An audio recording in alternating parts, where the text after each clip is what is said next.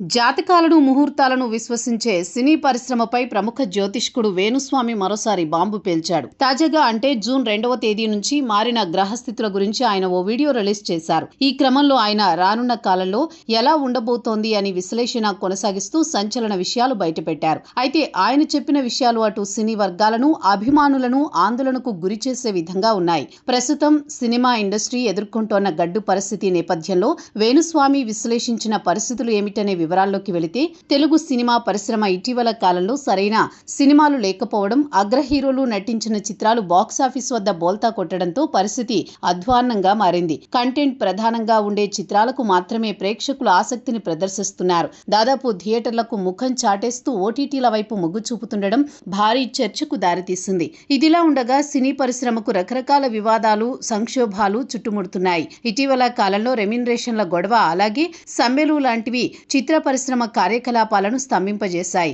ఇక ఇటీవల కాలంలో రెంటల్ వర్సెస్ పర్సంటేజీ విధానం ఇండస్ట్రీని రెండుగా చీల్చేలా చేశాయి. తెలుగు, ఆంధ్ర నిర్మాతలు అంటూ చీలిక తెచ్చేలా చేశాయి. ఇలాంటి పరిస్థితులు ఇండస్ట్రీలో కొనసాగుతోన్న సమయంలో వేణుస్వామి తన జ్యోతిష్య అంచనాలను వెల్లడించారు. గురువు అతిచారం చేస్తుండడం, 3 గ్రహాల్లో సంచరించడం, సూర్యుడి సవ్య అపసవ్య గురించి చెప్పారు. గురువు బేస్ చేసుకుని జాతకం చెబుతున్నాను. కర్కాటక రాశిలో గురువు ప్రవేశిస్తున్నాడు.